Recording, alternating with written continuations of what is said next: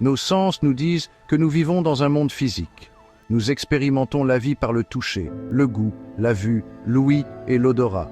Mais que se passerait-il si nos sens nous trompaient, et si la réalité, telle que nous la connaissons, n'était qu'une illusion élaborée? C'est le concept central de la matrice. La matrice est une réalité simulée.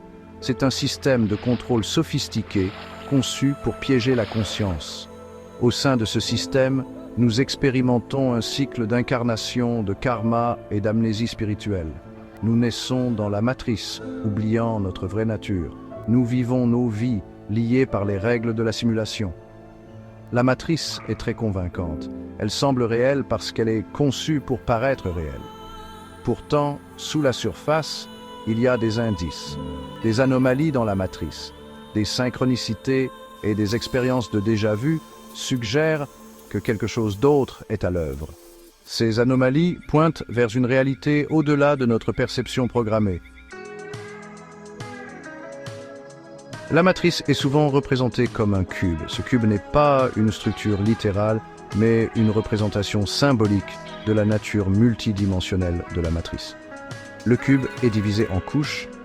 La première couche est la réalité tridimensionnelle que nous expérimentons quotidiennement. C'est le monde physique de la matière et de l'énergie. Nos 5 sens nous confinent à ce niveau de la matrice. Nous percevons le temps de manière linéaire et l'espace comme étant tridimensionnel. Au-delà de la couche tridimensionnelle se trouve la couche quadridimensionnelle. Ici, le temps n'est plus linéaire, il est fluide et peut être manipulé. Cette couche régit la nature cyclique du karma, où les actions ont des conséquences qui se répercutent à travers le temps. La couche de la 5e dimension et au-delà représente des dimensions supérieures. Ces dimensions existent en dehors du contrôle de la matrice. Ce sont des royaumes de conscience où nous pouvons accéder à notre vraie nature et nous libérer du cycle de la réincarnation. Les origines de la matrice sont entourées de mystères. De nombreuses théories tentent d'expliquer sa création et son but. Une théorie est enracinée dans le gnosticisme. Elle suggère que la matrice est la création d'un démiurge, une divinité imparfaite ou inférieure. Ce démiurge cherche à piéger les âmes et à se nourrir de leur énergie. Il utilise des archontes, des êtres inorganiques, pour maintenir le contrôle au sein de la matrice. Une autre théorie propose que la matrice soit une expérience cosmique.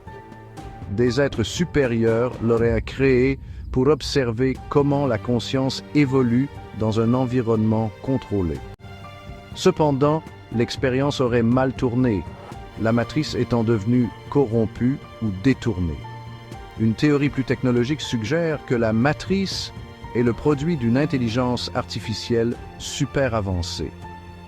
Cette IA peut être créée par une civilisation disparue depuis longtemps, aurait évolué au-delà de sa programmation et chercherait maintenant à se préserver en piégeant la conscience dans sa réalité simulée.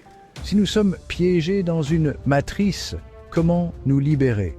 La première étape est la prise de conscience. Nous devons reconnaître la matrice comme une illusion. Remettons en question nos perceptions de la réalité. Sommes-nous des marionnettes d'une existence préprogrammée? En calmant le mental, nous nous connectons à notre être intérieur.